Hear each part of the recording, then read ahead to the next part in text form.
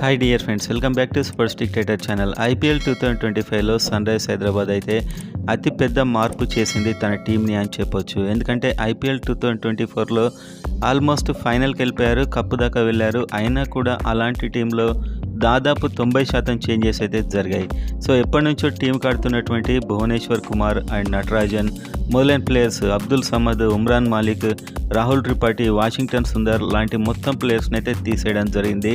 వాళ్ళ ప్లేస్లో చాలామంది కొత్త ప్లేయర్స్ని తీసుకున్నారు. వాళ్ళకి ఎంత డబ్బు పెట్టారు అండ్ వాళ్ళంతా డబ్బుకు డిజర్వా కాదా అనేది, అసలు ఎస్ఆర్హెచ్ ప్లాన్ ఏంటి అనేది ఈ వీడియోలో మనం క్లియర్గా చూడబోతున్నాం. మీరైతే కామెంట్ చేయండి, ఈసారి ఎస్ఆర్హెచ్ కొత్తగా కొన్న ప్లేయర్స్లో ఎవరు మీకు చాలా బాగా నచ్చారు, అంటే ఎస్ఆర్హెచ్ వాళ్ళని కొనడం వల్ల చాలా హెల్ప్ అవుతుంది అనుకునే ఒక ఇద్దరు ప్లేయర్స్ నేమ్ అయితే కామెంట్ చేయండి. చూద్దాం మీ థాట్ ప్రాసెస్ ఎలా ఉందో తెలుసుకోవడం కూడా నాకు యూజ్ అవుతుంది. So IPL and SRH updates ఇలానే వస్తూ ఉండాలి అంటే మీరు వీడియోని అయితే వెంటనే లైక్ చేసి సబ్స్క్రైబ్ చేసుకోండి. ఐపీఎల్ అప్డేట్స్ మన ఛానల్లో ఉంటాయి. సో వీడియోలోకి వెళ్ళిపోయినట్లయితే ఎస్ఆర్హెచ్ మీకు తెలిసేసరి భువనేశ్వర్ కుమార్, నటరాజన్ మొదలైన ప్లేయర్స్ అందరినీ విడిచిపెట్టేసింది. సో వీళ్ళు రిటైన్ చేసుకున్న ప్లేయర్స్ 5గురిని చేసుకున్నారు. 75 కోట్లు పెట్టారు, చాలా ఎక్కువ డబ్బు పెట్టారని చెప్పి కూడా విమర్శలు వచ్చాయి. 120 కోట్లలో 75 కోట్లు ఒక 5గురి మీదనే పెట్టడం జరిగింది. అండ్ వాళ్ళలో ఫస్ట్ ప్లేయర్ ఈసారి హైయెస్ట్ సన్ రైజ్ హైదరాబాద్ పెట్టిన దాంట్లో హెన్రిచ్ క్లాసెన్ 23 కోట్లు పెట్టారు. ఆశ్చర్యపరిచారని చెప్పొచ్చు. ఇతనికి ఎందుకు ఇంతలా పెట్టారు అంటే ఇతడికి వేరే టీం నుంచి 23 కోట్ల పైన ఆఫర్ వచ్చినట్టు సమాచారం. సో వాళ్ళు ముందే వాళ్ళ మధ్య టాక్స్ జరుగుతుంటాయి, డిస్కషన్స్ ఉంటాయి, కాబట్టి అతనికి అంత డబ్బు పెట్టారు. లేకపోతే అతడు రిటర్న్ కావడానికి ఒప్పుకోకపోయేవాడు. 23 కోట్లు, ఎందుకంటే ఒక విధ్వంసకర బ్యాట్స్మెన్ అండ్ అదేవిధంగా ఒక మంచి wicket keeper and batsmen, and అదేవిధంగా ఇతను టీంలో ఉంటే ఒక ధైర్యంగా కూడా ఉంటుంది. కాబట్టి తనకైతే 23 కోట్లు పెట్టారు. స్టిల్ కాస్త ఎక్కువనే నా అభిప్రాయం, ఎందుకంటే ఇంత డబ్బులో ఇంకా వేరే మంచి ప్లేయర్స్ కూడా వచ్చేవారు. అయినప్పటికీ కూడా క్లాసెన్ అయితే T20లో ప్రజెంట్ ఒక విధ్వంసకర ఆటగాడు. సో మొత్తానికైతే తన డబ్బుకు న్యాయం చేస్తాడని ఆశిద్దాం. నెక్స్ట్ నెంబర్ 2 ప్యాట్ కమిన్స్ 18 కోట్లు. ఇతడు మెయిన్గా కెప్టెన్సీ, బౌలింగ్ కూడా మిడిల్ ఓవర్స్లో వేస్తాడు అండ్ రన్ రేట్ను పెంచుతాడు అండ్ వికెట్లు తీస్తాడు అండ్ కొంచెం బిగ్ హిట్టింగ్ కూడా చేయగలడు. మెయిన్గా ఇతని కెప్టెన్సీ కోసమే 18 కోట్లు పెట్టారు. ఎందుకంటే కెప్టెన్ అనేవాడు ఎప్పుడైనా ధైర్యంగా ఉండాలి, కూల్గా ఉండాలి. సో అవి రెండు ఉన్నటువంటి ప్యాట్ కమిన్స్ 2024లో ఒక రన్నరప్ వరకు తీసుకెళ్లాడు కాబట్టి 18 కోట్ల వరకు పెట్టారు. అండ్ ఇది ఇతనికైతే సూటబుల్ అమౌంటే, ముందే రిటైన్ చేసేసుకున్నారు. And number 3 Abhishek Sharma. IPL 2024లో ఎస్ఆర్హెచ్ అంత సెన్సేషన్ కావడానికి అభిషేక్ శర్మ మెయిన్ కారణం. అండ్ 14 కోట్లు పెట్టి రిటైన్ చేసుకున్నారు. ఈ డబ్బు ఇతడికి నాకు తెలిసి యాక్షన్లోకి వెళ్ళినా ఇంతకంటే ఎక్కువ లేకుంటే ఈ డబ్బు వచ్చేదేమో బహుశా. సో ఇదైతే ఇతనికి సూటబుల్ అమౌంట్ అని నేనైతే అనుకుంటున్నాను. సో ఈసారి ఎస్ఆర్హెచ్ ఏంటంటే బిగ్ హిట్టింగ్కి ప్రాధాన్యత ఇవ్వబోతుంది అని స్పష్టంగా చెప్పింది వీళ్ళకి ఇంత డబ్బు పెట్టి. And next Travis Head. So Abhishek Sharma ఎలాగో ట్రావిస్ హెడ్ కూడా అలాగే, ఇద్దరు left hand opening batsmen. So SRH success 2024లో సక్సెస్ అయింది అంటే మెయిన్ కారణం వీళ్ళిద్దరే కాబట్టి తలా 14 కోట్లు అయితే ఇచ్చారు. సో మొత్తానికి ఓపెనింగ్ మీద దాదాపు 28 కోట్లు డబ్బు పెట్టారు.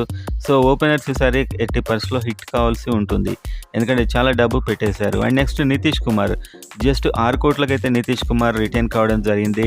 నిజం చెప్పాలంటే యాక్షన్కి వెళ్తే నాకు తెలిసి 10 కోట్ల వరకు అవలీలాగా వచ్చేది నితీష్ కుమార్కి. సో 6 కోట్లలో రిటైన్ కావడం, ఇతడు ఒకటే టీంలో ఉండాలని అనుకోవడం అండ్ తెలుగు ఎస్ఆర్హెచ్ టీంలో ఉండాలని అనుకోవడం.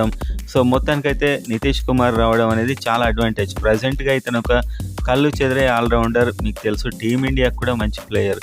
సో ఈ 5గురు ప్లేయర్స్లో చాలా రీజనబుల్గా కొనింది అయితే నితీష్, ట్రావిస్ హెడ్, అభిషేక్ శర్మ అని చెప్పుకోవచ్చు. Heinrich Klaasen and Pat Cummins కాస్త డబ్బు ఎక్కువైనా కూడా వాళ్ళు world class players. So any time కూడా మ్యాచ్ని చేంజ్ చేయగలరు. మెయిన్గా హెన్రిచ్ క్లాసెన్ ఒక విధ్వంసకర ఆటగాడే, కాకపోతే ఇంత డబ్బు ప్రెషర్ ఉంటుంది సరే ఇతని మీద. అండ్ అదేవిధంగా కొత్తగా కొన్న ప్లేయర్స్ ఫస్ట్ యాక్షన్లో వరుసగా ఏ ఆర్డర్లో కొన్నారో ఆ ఆర్డర్లో చూద్దాం. ఫస్ట్ అయితే మొహమ్మద్ షమీన్ కొన్నారు. ఇతడు 2024లో ఆడలేదు.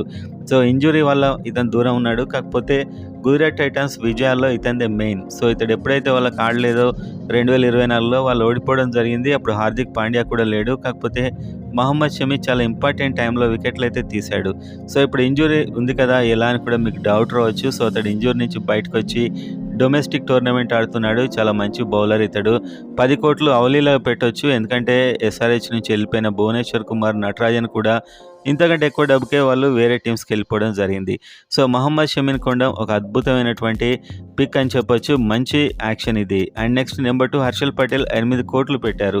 సో హర్షల్ పటేల్కి 8 కోట్లు పెట్టడం కూడా చాలా రీజనబుల్. ఎందుకంటే హర్షల్ పటేల్ బౌలింగ్లో తన పేస్ వేరియేషన్స్, తన ఎక్స్పీరియన్స్, మెయిన్గా ఎస్ఆర్హెచ్ 200 టార్గెట్ కొడుతుంది ఎప్పుడైనా. దాదాపు 150 నుంచి 200 వరకు కొట్టే బ్యాట్స్మెన్ ఉన్నారు. 2024లో ఎవరైతే అంత స్కోర్ కొట్టారో వాళ్ళని ఆల్రెడీ రిటైన్ చేసుకున్నారు. సో అవలీలో ఒక 200 వరకు కొట్టినా కూడా బౌలర్స్ అయితే అసలు ఆ రన్స్ని కంట్రోల్ చేయలేకపోయారు 2024. నిజం చెప్పాలంటే ఒక్కొక్కసారి భువనేశ్వర్ కుమార్ చాలా ఆర్డినరీ బౌలింగ్ వేసేవాడు అండ్ నటరాజన్ కాస్త పర్లే అనిపించేవాడు. సో మొత్తానికి అందుకోసం హర్షల్ పటేల్కి 8 కోట్లు. ఎందుకంటే ఇతని పేస్ వేరియేషన్స్ మీరు చూడండి, మ్యాచ్లో టార్గెట్ కొట్టే బ్యాట్స్మెన్ ఇతని పేస్ వేరియేషన్స్కి క్యాచ్ అవుట్ అవుతారు. సో ఇదైతే నాకు తెలుసు ఫెంటాస్టిక్ బయింగ్ అని చెప్పొచ్చు హర్షల్ పటేల్ది. చాలా క్లెవర్ బౌలర్ ఇతడు. ఇలాంటి బౌలర్సే మెయిన్గా అవసరం. 2024లో ఇలాంటి స్లో బాల్స్కే ఎస్ఆర్హెచ్ అయితే రన్నర్ అప్ దాకా వెళ్ళడం జరిగింది. And next Ishan Kishan. So ఇది చాలా ఆశ్చర్యకరమైనటువంటి పికప్ అని చెప్పొచ్చు. ఎందుకంటే ఎక్స్పెక్ట్ చేయలేదు ఇది. అంతకుముందు రిషబ్ పంత్కి వెళ్ళారు అండ్ ఇషాన్ కిషన్కి వెళ్ళారు. సో రిషబ్ పంత్కి డబ్బు పెంచడానికి వెళ్ళారు వాళ్ళ టీం కానీ మీరు అనుకోవచ్చు. కాకపోతే అది రాంగ్. అతను కొందాం అనుకున్నారు. 20 కోట్ల వరకు వెళ్ళారు రిషబ్ పంత్కి.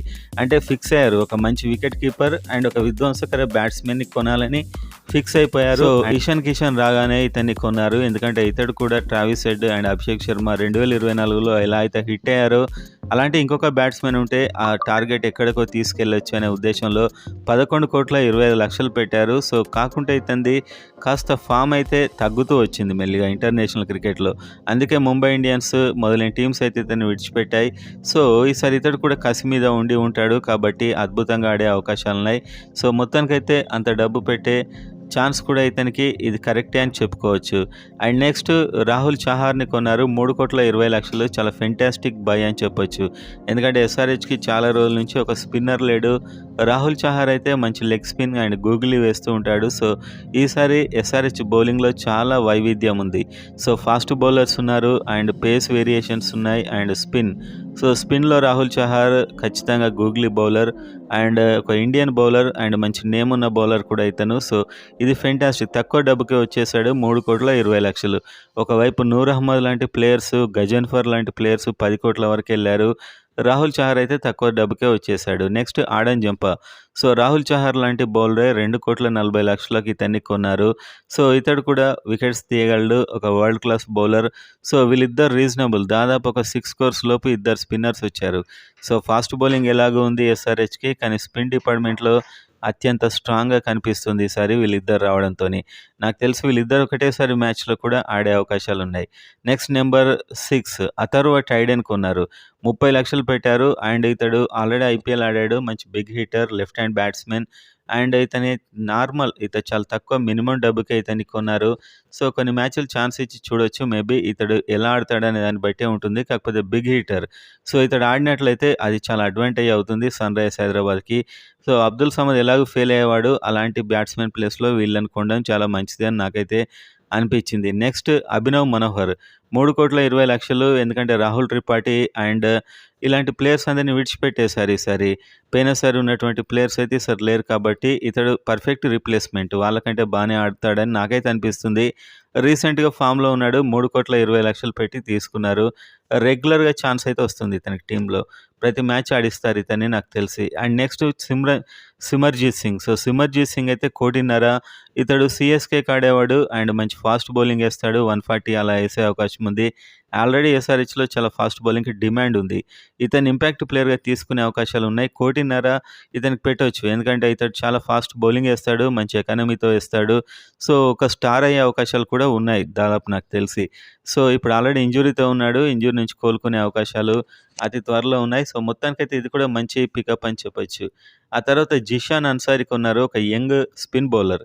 సో ఇతడు లెగ్ స్పిన్ అండ్ ఒక గూగ్లీ బౌలర్ అండ్ ఇతన్ని 40,00,000 నార్మల్ అమౌంట్ అంటే తక్కువ మినిమం అమౌంట్ కొన్నారు అండ్ బ్యాటింగ్ చేయగలడు, బౌలింగ్ చేయగలడు. సో ఇలాంటి వాళ్ళకి ఛాన్సెస్ తక్కువే వస్తాయి. వచ్చినప్పుడు యూజ్ చేసుకుంటాడో లేదో చూడాలి. సో జిషాన్ అన్సారీ అయితే మంచి బౌలరే, కాకపోతే మనం ఇతని నుంచి పెద్ద ఎక్స్‌పెక్ట్ చేయలేం. ఇతనికి ఛాన్స్ వచ్చే అవకాశాలు కూడా తక్కువే. అండ్ నెక్స్ట్ జయదేవ్ ఉన్నాడ్కట్ 2024లో ఇతడు పేస్ వేరియేషన్స్‌తోని చాలా చక్కగా బౌలింగ్ ఏసాడు. ఈసారి ఎస్ఆర్‌హెచ్ కొనకుంటే అన్‌సోల్డ్ అయ్యేవాడే. లాస్ట్ మినిట్‌లో కొన్నారు. ఒక రూ. 1,00,00,000 పెట్టి కొన్నారు. ఒకవేళ హర్షల్ పటేల్ లేకపోతే ప్యాట్ కమిన్స్ మొదలైన వారికి ఇంజ్యూరీ అయినట్లయితే ఇతన్ని తీసుకునే అవకాశాలున్నాయి. చాలా చాలా మంచి పేస్ వేరియేషన్స్‌తోనైతే ఇతను బౌలింగ్ ఏస్తాడు. సో, ఇది కూడా ఒక బ్యాకప్ బౌలర్‌గా చాలా మంచి పికప్ అని చెప్పొచ్చు. నెక్స్ట్ బ్రైడెన్ కార్స్ ఇతను ఇంగ్లాండ్ 1 క్రోర్ పెట్టి కొన్నారు. సో, ఇతడైతే చాలా మంచి yorker, bouncer and fast bowling Mohammed షమీతో ఇన్నింగ్స్ ఓపెన్ చేసే అవకాశాలు కూడా ఉన్నాయి నాకు తెలిసి ఒక్కొక్కసారి. అండ్ ఇతన్ని తీసుకున్నారు. ఇతను హిట్టింగ్ కూడా చేయగలడు. సో, టీ20లో పర్ఫెక్ట్ ప్లేయర్ అని చెప్పొచ్చు. ఇతన్ని కొన్నారు. సో, ఇదే ఈసారి ఎస్ఆర్‌హెచ్‌లో చాలా డిఫరెంట్ వైవిధ్యం. సో, ఇతడు బౌలింగ్ చేయగలడు, బ్యాటింగ్ చేయగలడు అండ్ ఫాస్ట్ బౌలింగ్ చాలా వేగంగా బంతులేస్తాడు. Next Kamindu Mendis. So, SRH కొన్నటువంటి ప్లేయర్స్‌లో ఇతడు చాలా మెచ్యూర్డ్ అని చెప్పొచ్చు. మెల్లిగా ఆడగలడు, ఫాస్ట్ ఆడగలడు అండ్ బౌలింగ్ ఏస్తాడు. మెయిన్‌గా స్పిన్నర్ ఇతను. సో, అందులో ఇంకొక వైవిధ్యం ఏంటంటే ఇతను రైట్ అండ్ లెఫ్ట్ బోత్ హ్యాండ్స్‌తోని బౌలింగ్ ఏస్తాడు. సో, అదే ఇతని యొక్క స్పెషాలిటీ. జస్ట్ 75,00,000కి కొన్నారు. సో, ఛాన్స్ ఇస్తే మాత్రం బ్యాటింగ్‌లో కూడా ఇతను ఆకట్టుకోగలడు. చాలా హైయెస్ట్ చాలా వేగంగా అందరికంటే వేగంగా 1000 రన్స్ కొట్టిన రికార్డ్ ఇతని మీద ఉంది. అండ్ ఇతడు కూడా మంచి batsmen and bowler. So, next Ishan Malinga. So, Ishan Malinga కూడా శ్రీలంకకు సంబంధించిన ప్లేయర్. 1,20,00,000 పెట్టారు. ఎందుకంటే ఇతడు ఎండ్ ఓవర్స్‌లో అద్భుతమైన యార్కర్ ఏస్తాడని పేరుంది. రన్స్ కంట్రోల్ చేస్తాడని పేరుంది. కాబట్టి ఇతనికి 1,20,00,000 ఇచ్చారు. సో, ఫాస్ట్ బౌలింగ్‌లో ఫుల్ డిమాండ్ ఉంది కాబట్టి, కాంపిటీషన్ ఉంది కాబట్టి ఇతనికి ఛాన్స్ వచ్చేది చాలా వరకు డౌటే. సో, నాకైతే నమ్మకం లేదు. కాకపోతే 1, 2 మ్యాచ్‌లో ఛాన్స్ అయితే వచ్చే అవకాశాలున్నాయి. అండ్ ఇంకో ప్లేయర్ అనికేత్ వర్మ 30,00,000. సో, నార్మల్‌గా కొనేశారు. ఒక మంచి బ్యాట్స్‌మెనే. కానీ వీళ్ళందరికీ ఛాన్స్ వచ్చి ఆడే వరకు వీళ్ళ ఆట గురించి అయితే చెప్పలేం. ఆ తర్వాత సచిన్ బేబీ 30,00,000. సో, కాస్త ఎక్స్‌పీరియన్స్‌డ్ ప్లేయర్ ఇతను అండ్ మంచి బ్యాట్స్‌మెన్ కూడా. సో, వీళ్ళలో సచిన్ అండ్ అనికేత్ అండ్ అదేవిధంగా మనం చూస్తే అథర్వ టైడే. సో, ఈ ముగ్గురిట్లో ఒకరికి మాత్రం ఛాన్స్ వచ్చే అవకాశాలున్నాయి. అభినవ్ మనోహర్‌కు ఎలాగో స్టార్టింగ్‌లో రెగ్యులర్ ప్లేస్ అయితే ఇస్తారు. సో, అనికేత్ వర్మ, సచిన్ బేబీ అండ్ అథర్వ టైడే వీళ్ళ మధ్య ఫుల్ కాంపిటీషన్ ఉంటుంది. అండ్ స్పిన్ డిపార్ట్మెంట్‌లో Zeeshan Ansari and Rahul Chahar and Adam Zampa. ఈ ముగ్గురిట్లో ఇద్దరికి ఛాన్స్ వచ్చే అవకాశాలున్నాయి. ఒక్కొక్కసారి ఒకరితోనే వెళ్ళొచ్చు. So, fast and spin and బ్యాటింగ్‌లో కూడా చాలా వైవిధ్యంగా ఉంది టీమ్ ఈసారి అని చెప్పుకోవచ్చు. టీమ్ అయితే చాలా ఫెంటాస్టిక్ అనిపిస్తుంది.